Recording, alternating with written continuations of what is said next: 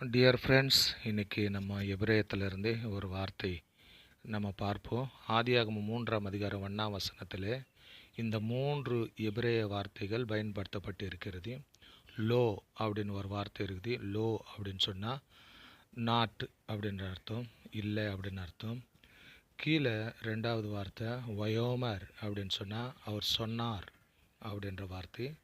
3வது வார்த்தை ஆமர் என்கின்றதான வார்த்தை, அவர் சொன்னார் அப்படின்றது 3 கான்வர்சேஷன் அங்கே காணப்படுகிறது.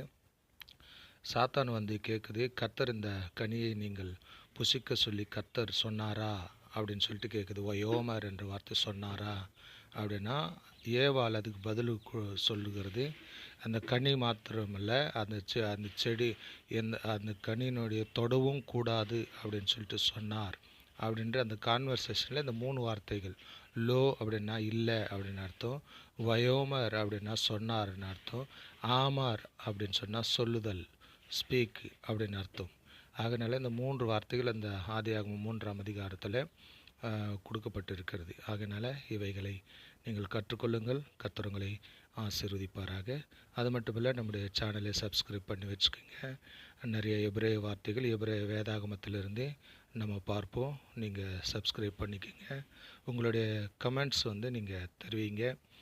ஒருவேளை ஏதாவது டவுட்ஸ் இருந்ததுன்னா நீங்கள் கேளுங்க, கமெண்ட்ஸ் மூலமாக கேளுங்க. நான் உங்களுக்கு எக்ஸ்பிளைன் பண்ணுறேன். வேறு ஏதாவது வசனத்தை கூட நீங்கள் எக்ஸ்பிளைன் பண்ணணுன்னா கூட நான் அது பண்ணுறேன். ஆமென். Shalom shalom.